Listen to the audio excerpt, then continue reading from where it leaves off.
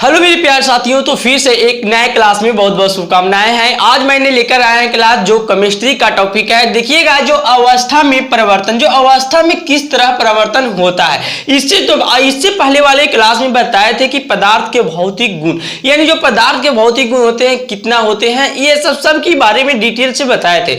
इस वीडियो में हम लोग देखे हैं कि पदार्थ में अवस्था में जो पदार्थ जो अवस्था में परिवर्तन होता है कैसे हो जाता है, किस तरह से होता है और क्या कहलाता है। तो सबसे पहले देखते हैं, जैसे में ये देखिए सॉलिड है यानी ठोस है, सॉलिड, लिक्विड और गैस। ये वाला एक टॉपिक पे इसको पिछले वाले क्लास में हम इसको चर्चा कर चुके, तो इसमें नेक्स्ट करेंगे। तो देखिएगा यहाँ पे सॉलिड, लिक्विड और गैस, यानी जब सॉलिड से लिक्विड में जाएगा, यानी जो ठोस से द्रव में जाएगा तो टेम्परेचर हाई होगा। अब टेम्परेचर हाई होगा क्या होगा, गलनीकरण होगा, यानी गलनांक बिंदु होगा ना।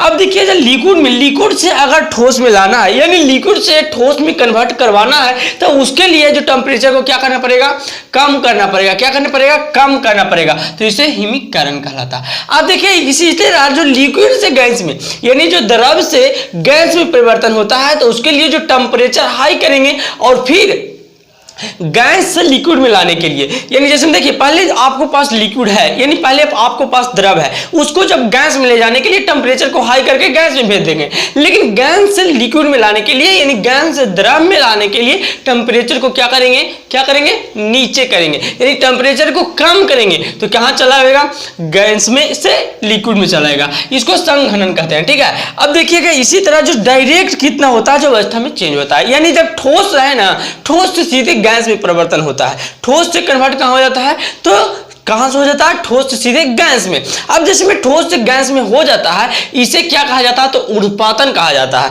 अब देखिएगा टेम्परेचर हाई करेंगे, यानी टेम्परेचर हाई करेंगे, कहां चलेगा, गैस में। अब देखिएगा टेम्परेचर कम करेंगे तो कहां चलेगा, यानी गैस को टेम्परेचर कम करेंगे तो कहां चलेगा, सॉलिड में चलेगा। इसी को की प्रक्रिया को क्या कहलाता है, ऊर्ध्वपातन प्रक्रिया कहलाता है। अब देखिएगा जो इसको आगे है, जो देखिएगा यानी बादल का निर्माण देखे होंगे, जो बादल का निर्माण होता है, जो संघनन की नाम सुने, संघनन के तौर पर होता है। और जो बादल का जो निर्माण होता है, किसके तौर पर होता है, तो संघनन। अब यहाँ पे संघनन ये द्रव अवस्था में पाया जाता है, यानी जो बादल आप लोग देखते हैं, जो नहीं कहते हैं यह जा रहा है, वह देखिए उजर का बदल जा रहा, पजर का बदल, तो इस तरह से जो जाते हुए नजर आता है ना, वो जो क्या रहता है, जो द्रव अवस्था में, यानी बादल होता है जो द्रव अवस्था में ही होता है। ठीक है, अब देखिएगा जो वर्षा का बूंद, यानी जो पानी पड़ता है, जब देखते होंगे वर्षा वगैरह होता है, तो उसका जो बूंद होता है गोल होता है। कैसा होता है, गोल होता है। किसके कारण होता है, तो पृष्ठीय तनाव के कारण होता है। जो वो वर्षा का बूंद का जो गोल होना, यानी किसके कारण होता है, तो पृष्ठीय तनाव के कारण होता है। यहां तक किसी भी प्रकार का प्रॉब्लम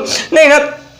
अब देखिएगा यहाँ पे ऊर्ध्वपातन क्या है, जैसे मैं ठोस से गैस में गया, यानी ठोस से कन्वर्ट गैस में हुआ, और गैस से क्या चीज में आ गया, सॉलिड में। यानी जो देखिए ठोस से गैस में जा रहा है, गैस से कहां आ रहा है, सीधे ठोस में आ रहा है। इसी को ऊर्ध्वपातन कहा जाता है। इसी प्रक्रिया को ऊर्ध्वपातन प्रक्रिया कहा जाता है। और जो पृष्ठीय तनाव के कारण होता है, जो वर्षा का जो बूंद होता है गोल होता है। आप देखे होंगे कि यहाँ पे जो होता है ऊर्ध्वपातन में होता है, एक कपूर होता है, नौसादर होता है, इस तरह से जो होती है अमोनियम क्लोराइड। जैसे में आप देखे होंगे कि कपूर होता है, जो क्या होता है, कपूर रहता है, ये क्या चीज में रहता है, तो ठोस में यानी सॉलिड में रहता है। लेकिन डायरेक्ट कहां चल जाता है, ये गैस में परिवर्तन हो जाता है कि नहीं, ये कहां चल जाता है, तो गैस में परिवर्तन हो जाता है, यानी ठोस से गैस में परिवर्तन हो जाता है। और यही प्रक्रिया को क्या कहलाता है, तो ऊर्ध्वपातन कहलाता है, ऊर्ध्वपातन कहलाता है। ठीक है, अब इसी प्रक्रिया को जैसे में देखें, इसी प्रकार नौसादर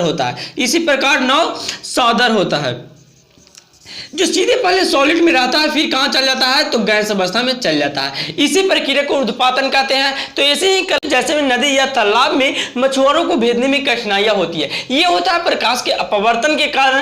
कांच के गिलास में एक पेंसिल डाल दीजिए, वो टेढ़ा प्रतीत होता है, यानी लांगड़ दिखाई देता है, वो भी होता है जो प्रकाश के अपवर्तन के कारण होता है। और जैसे में देखते होंगे, एक गिलास में ले लीजिएगा और जो एक सिक्का डालिएगा, ऊपर उठा हुआ दिखाई देगा, प्रकाश के अपवर्तन के